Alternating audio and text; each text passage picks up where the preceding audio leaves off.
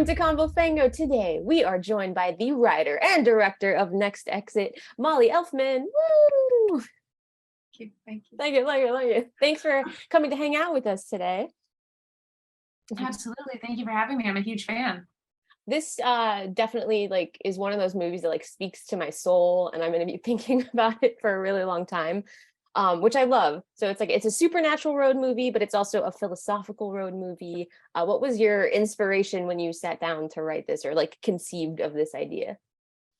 Yeah, I wish I had a better idea other than I just wanted, I believe in ghosts. I've dealt with ghosts my whole life. It has been something that has just been a part of me. And I just didn't want to have the conversation, which I felt like I was doing in so many films, of having to explain it. And I was like, it just is.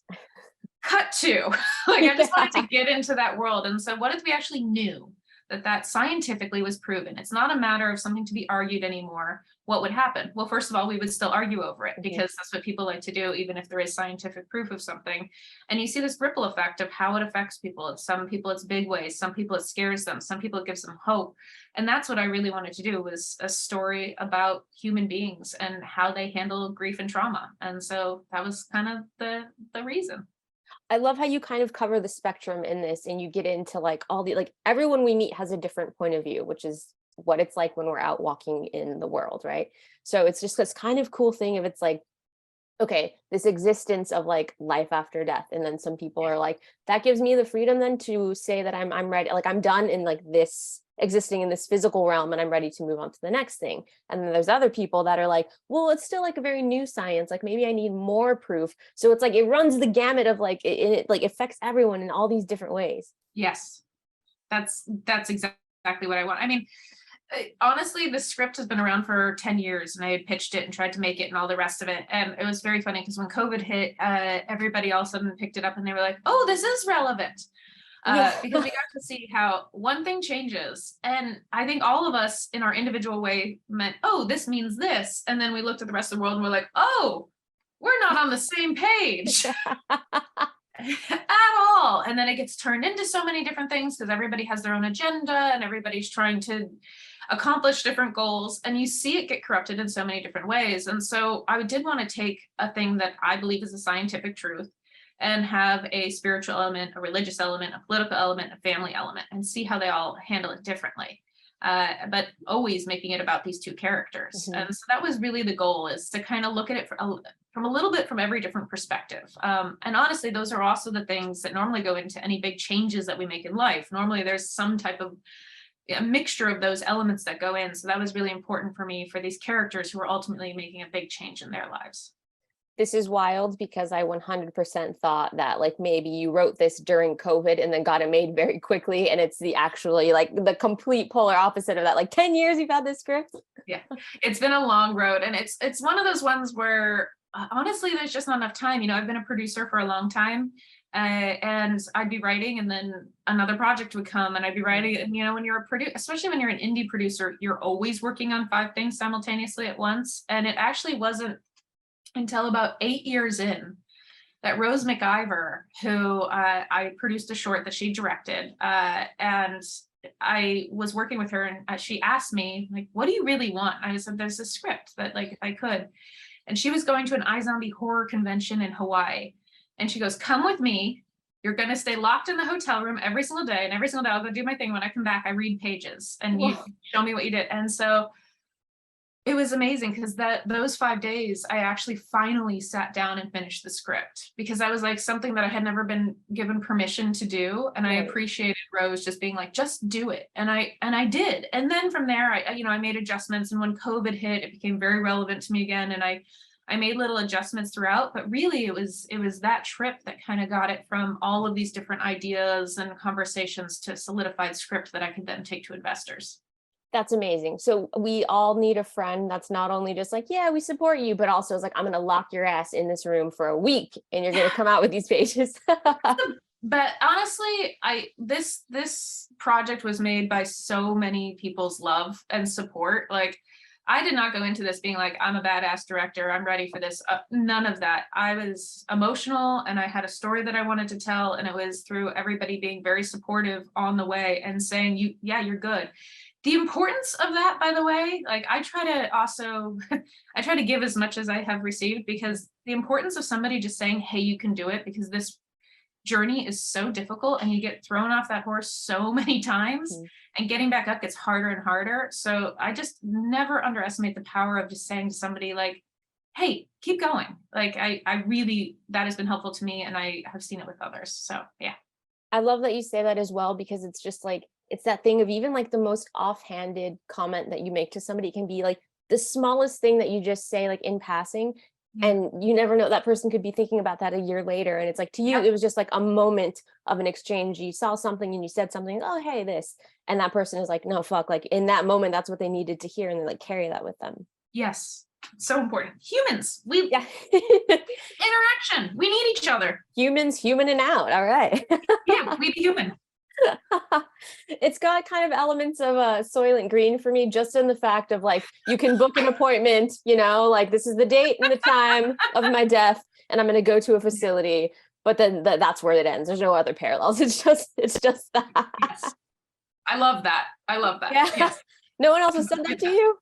Yeah. No one has. You're the first one, and I love it. Okay, but it's not people, so it's okay. Yeah, exactly. And then also there's like elements of like seeking a friend for the end of the world or something, where you meet two characters and you like fall in love with them, but you're told at the beginning like, hey, these two are probably like not going to make it to the end, you know, these characters die. Then you fall in love with them and you're like willing it to not be so, but you don't really know. It's like, oh, well, will they or won't they? We're told that they're gonna, but you really want them not to by the end. Yeah. No, there's a bunch of different influences, and I think there's a number, because it took me so damn long to write. I think there's a lot of different influences like throughout the years, and then ultimately it's just like something that I just felt like I needed to say. Yeah. Are there any specific influences that you had as far as, I don't know, like tone or anything? I think it's kind of probably one of those, because it's very original, so I feel like it's one of those things where it's like everything's just infused, like I mean, I feel like a ghost story is like a prerequisite watch. Almost anything David Lowery. Another Earth is one of my favorites. I love The Orphanage. I kind of feel like this is Another Earth meets The Orphanage in a way. Like I love the heart of what the ghosts mean in the orphanage, and like that story of family and grief and again turmoil. And Another Earth with the sci-fi element of like, again, just change one thing and then watch what the Earth does. Yes. And for this one, it was more the United States. I didn't quite get global on this one, but you know, we'll see. And the sequel. Yeah, exactly. Another element I really enjoyed is like I very much feels like I'm like a third passenger on this trip with these two characters, which is like so great, because it's sometimes as an audience, I'm like, I get to know a little bit more about you than this guy knows as he's just meeting you. But with this, I'm like, no, I don't know shit about either of you. You're both kind of a mystery to me. And it's like they're unfolding to the audience as they're unfolding to each other, which very much makes it feel like I'm on the road with you and this is fun. Like, good. That was the hope. yeah, nailed it. Right. And in our culture specifically, I think like death tends to be such a taboo topic, and it's not like that in all cultures, but for us distinctly, like it's very like people get uncomfortable, and it just I like when it can be like discussed candidly like this. It's a part of life, you know, like it's two sides of the coin. So I like things like this when I see characters having conversations about what it means to them or what their beliefs are, like how things affect them. Yeah, I genuinely believe that everybody is so afraid of death, and death is like the thing that you don't talk about, and it's like death is the one thing that we will all experience until we create an AI machine that keeps our brains, and then we can do all that, and then I don't know anymore. But like death is such a unifying experience, and it is an important experience, and it is one that everybody is, again, assisted suicide is a conversation that I wanted to touch on, but not get too deep on the idea of suicide. Obviously, we're talking about this. There's all these different ideas of how to deal with death and what death means to all of these different characters. You've got the Catholic, you've got the guy who accidentally killed a family. You have all these different experiences going on. And really what it is how are you living? That is what it always comes back to. And I don't really care if you're religious or not religious, or you're spiritual or not spiritual. It doesn't really matter. It's how are you treating one another? What are you doing on this journey, in this earth, in this realm, no matter what happens. And that's what I really wanted to focus on. There's a line in here, I thought I wrote it down, but something along the lines of like, enjoy the journey. And that's kind of like, I feel like that's just the overarching philosophy of it. Like we're hurtling towards death. We're on a road trip literally towards death. But the overarching theme is like, enjoy the journey. And really on a daily basis, we are all on a road trip towards death. We may not have an appointment, but we are all headed in that direction. So it's kind of like, I love that feeling of enjoy the journey. Yeah, I mean, this is our time. You don't know what's going to happen next. You don't know when it's going to end. You can think so many things. You can try to control it.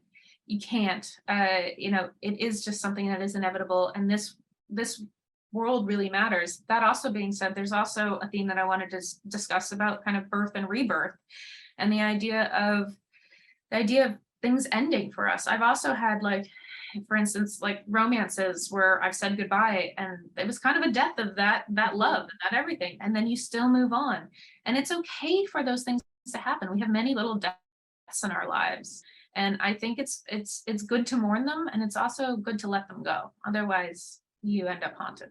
Yes. And then the ghosts come for you. Haunted by ghosts, and haunted by ghosts of your own creation. Yeah. Most of the time, yeah, I think so. I love that little deaths thing. Just, we have to hang out because I just like subscribe to so many of these philosophies, but the little deaths, I'm like, I feel like versions of you die off as you go when you like, whether it's relationships or things. And it's like, think back to 10 years ago and I'm like, I don't, in some ways I'm that person, but in other ways I'm like, that girl like died 10 years ago and this is a completely different girl with like iterations of that. But like, oh yeah.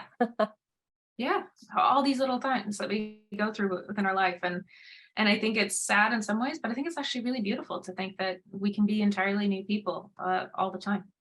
I think it's cool because I would not trade who I am now for who I was at any portion before this. I'm like, it just keeps getting better. Like, you gotta keep upgrading. If you're not doing that, or I always look at people when they were like, yeah, the best time of my life was high school. I'm like, uh-oh. I'm all really, because I'm on version like 50.0 right now. So, okay. Yeah, she's great. I'm enjoying it. Oh man. Okay, the last thing, I know we're running out of time here. I hope no one else makes this particular reference to you. I would like to be the sole. All right. Breakfast at Tiffany's. The like, let's spend a day doing all the shit that we've never done together, you know? Yeah. And like, you give me one thing you haven't done, we'll do that, and I'll tell you something I haven't done. To me, that's like the ultimate. I'm like, why don't we all live like that every day? Because it's like, yeah, do the shit that you've always wanted to do. Like, I don't know, maybe you have a year, maybe you got a month, but just do it. Yeah, I love that. You are the first. Congratulations. Yeah, I hope I get to be the only. By the end of all these interviews you've done, I want to be the distinction of the only reference. There's a good chance. I think you might have done it. I'll let you know. So you're saying there's a chance. All right. It is those moments, and it's the fun moments that I tried to, and that was also the conversation. Look, we're talking about death, we're talking about suicide, we're talking about assisted suicide, we're talking about trauma, we're talking about all these things, and I wanted to have fun too. Yes. Because the problem is that I deal with that all the time, and life is really hard. If you've noticed, there's a lot going on. And I was like, I can't stay in that darkness all the time. Mm-hmm. And the importance of it is understanding that and being earnest to the sincerity of that experience, but also finding the joy in life. And some of that is just also finding the moments of letting go and finally doing what you really wanted. And that's what I wanted this film to be. And so my hope is that people find a lot of joy in this film. I know that there's darkness, I know that there's emotions, but it is meant to be one that, for me, whenever I would go back into the script, whenever I was in a dark place, it made me happy and brought me hope. And that's kind of the whole reason why I wanted to write this and make it. Beautiful. That's a beautiful ending point. I love that. Yeah. And it's not, to be clear, it does not feel heavy. Like, I know it's a heavy theme happening, but it doesn't feel like, oh God, there's movies that I've seen where I'm like, I feel soul crushed, and then I'll rewatch it and I'm like, why did I do that to myself? Like, yeah, I do that every once in a while. So look, sometimes we need that. Yeah. Sometimes I need to. Requiem for a Dream. I'm like, I don't know how many more, it's a great movie. I don't know how many more times I need to watch it, because that inevitably at the end, I'm like, I need a day to recover. Yeah, you do. Yeah, I do that too. About every 5 years, just to remind yourself of what pain really is. Yes. You know what? I'm actually coming up on my almost 5-year rewatch, so I'll let you know how it goes. Right. Okay. Molly, thank you so much. Thank you for making a beautiful movie. And you did bring a lot of joy to a subject that can be kind of dark and taboo. So thank you for that. Thank you so much for this amazing interview and the reference that nobody else will give me. Yeah, I hope so. Next, we are joined by Next Exit star, Katie Parker. Thank you, Katie. I know you didn't celebrate Halloween last night, but you still had a cute evening with your mom. I sure did. I sure did. And ate some candy. So win. Oh, okay. What candy did you eat? I need to know. This is important. I was like really into just the pure sugar of like Nerds, lollipops, Starbursts, like that kind of stuff, gummy bears. Yeah. Okay. So you went fruity rather than chocolatey. Yeah, I was Okay. like lit. Yes. I mean, that's kind of my move too, but maybe I didn't realize. I'm like, is that because it's like the pure embodiment of sugar? Like that's, I'm like, maybe that's why I gravitate towards like Nerds is a ball of sugar. I'm just gonna throw that in my mouth. Yeah, that's all it is. I'm like, let's do it. Yeah. So good. Getting hopped up on Nerds. Exactly. Oh man. I have to say, I fucking loved this movie and I'm so excited for everyone to watch it. Thank you. It's like very heavy themes, and in our culture death is very taboo, so it's like, oh, we don't really like talk about that, we don't discuss it, people get weird, people get uncomfortable, but this brings like such levity to it, and there's a lot of joy in this movie, which sounds weird to describe what it's about and then say it's a quite joyful movie, I think.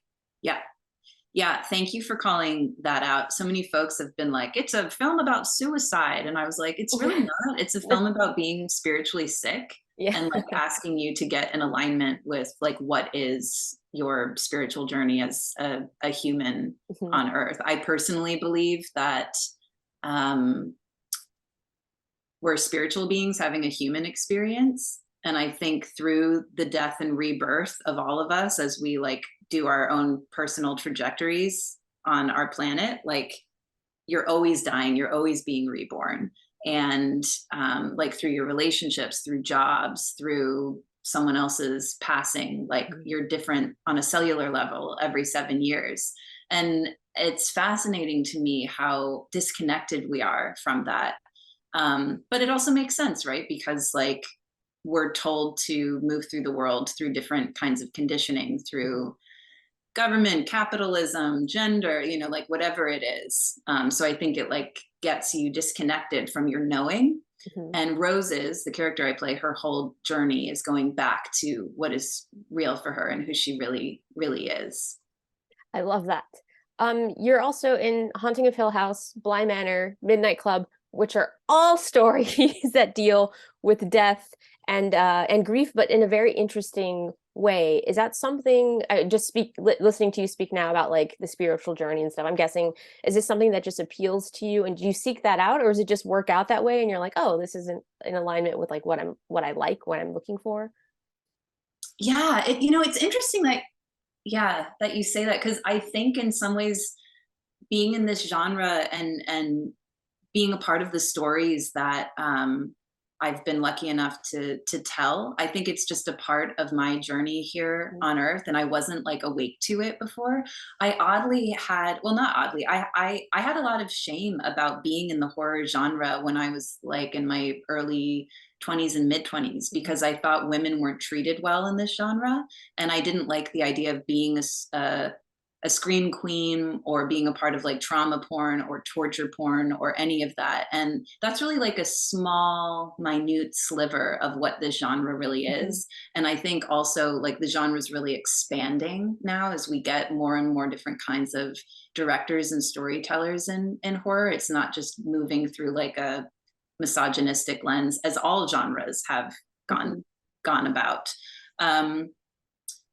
I think I really need this genre in a lot of ways to be able to work through like my own stuff. Rose is one of those characters that really helps me look at myself and my own like depths and rebirths. Mike Flanagan also has been, as you know, like a supportive person in that, in that field as well. But they've kind of just found me, I think, in a lot of ways. And I think like there has been an old version of me that has been dying and is more awake now to see like, oh no, I really needed all of that to grow. Yeah. Yeah. I'm like, so I was having this discussion earlier somewhat with Molly, but I'm like, I so subscribe to that, and like deaths and rebirths, and like just talking about even like 10 years ago, looking at like the girl I was, and I'm like, I just like that girl like died off, and this is like a different girl with like elements of that girl, but it's like a different person. Absolutely. Absolutely. And I don't know like why we don't give ourselves permission to really go through those Mhm. transitions, well, Yeah. I say that, and then I look at our culture, and our culture kind of tells us like, Yeah. you're safe if you do XYZ. Some of Yeah. that is very true, and some of Mhm. that is like, oh, that's just not what it is. Like the human experience is about death and rebirth. We know Right. immediately when something's born it's going to die. We just know that. And for some reason, I think we're really afraid of death, but I think being afraid of death is just being like spiritually sick. Yes. It's interesting. This will air after that, but after this, but it's just interesting. We're having this conversation on Dia de los Muertos, which is Mm, basically the opposite of that. It's not, it doesn't make death taboo. It celebrates the life and the fact that we have both. Like we are all on a road trip towards death, but it's about like celebrating the life that we have here, honoring our ancestors, and then like yeah. celebrating kind of death. And it can be a beautiful thing. It doesn't have to be a dark and scary thing. So it's interesting that our culture very much makes it like, oh, we don't talk about that. That's weird. That's dark. That's that taboo. And it's like, it doesn't have to be though. I know, it's really fascinating. Like we were just in New Mexico doing like a Southwest tour, and we were getting to speak with a lot of First Nations folks out there who are getting back to their native roots Mhm. and the oppression that Native people have experienced, and this disconnection from their like infinite spirituality. And like they were given so many drugs and alcohol, and we put people on reservations, and it's like, no, these are spirit walkers, and that they had that. There are people on this earth that are born with that, and then like the white man came in and like just like blew it all up. And not to say like white people don't have that too, I'm sure like lots of white people do, but like, yeah, we were talking with this native man about he's Navajo, and he was talking about, he saw our film, and about how like death is just a part of it, Mhm. for him, and there is no fear or shame in it. It's a part of who we are as beings, Yeah. as spiritual beings having a human Mhm. experience. But Because it's yeah, an inevitable thing, right? So yeah, then yeah, it's like, and I get like, it can be sad, but also there's a lot of like, it's like, well, it kind of, the flip side of that is like, well, let's do the most that we can while we're yeah, here. Like that great thing of like, I was saying, it's kind of remind me of like breakfast at Tiffany's, like spending a day doing like, let's, okay, name something you've never done. Okay, we'll do that. And now I name something I've never done. And then we do that. But I'm like, dude, like, why don't we all do that all the time, or like take one day a month to do that? Because it's like, just because you don't know I have a month left, like you don't know, like start crossing shit off your list, like how cool would it be if we just did that totally, stuff all the time, or took like just a little bit of me time once a month to be like, some things I haven't done that like, and it's usually not even big shit, you know what I mean? It's not yeah, anything that's like, oh, I've never gone to this museum or something. It's like, okay, you can fix that in 2 hours. Cross that off your list. yeah, yeah, yeah. I mean, totally, totally. I wonder what gets in the way of us like truly living. Mhm. I don't know. I don't have the answer to that because I got a long list too of shit that I don't want to do. So Same, same. We got to go do something. We got to go like skydiving or something. let's go. Let's do it. Let's do it. Get it done. We're gonna have our breakfast at Tiffany's next exit day. Okay. Yeah, exactly. Exactly. Mine would be weird shit that like, oh, I wanted to try this cheeseburger at this place and I haven't tried it yet. So that's Totally. yeah. Totally. Yeah. And then to make like a gratitude list. I'm really into gratitude lists now about like Yes. the little tiny, tiny stuff, like having like Mhm. the cheeseburger and being like, Yes. thank you for the cheeseburger. It used to be like, thank you, my family as well, which is great. But now I think for the brain, it's better to just write down the like teeny tiny stuff. Like the blueberries were super tasty today. Yes. I Yeah. love I love watching my that. dog smell the grass. Yeah. But also to me, the little things are not little things though. You know what I mean? It's like, is it a little thing? Because what if that opportunity was taken away from you, like then suddenly you're like, oh, maybe that wasn't such a little thing after all, because it brought me a lot of joy. And I Yeah. don't do it or can't do it anymore. Yeah. Well said. Well said. That's true. Amazing. Yeah. Well, thank you for being a part of multiple beautiful stories dealing with grief and trauma, because you need them, but so do we. So this is a beautiful one. So thank you for being part of that. in Thank bringing that you, to the April. story. Next Exit, you can catch it in theaters and on demand November 4th.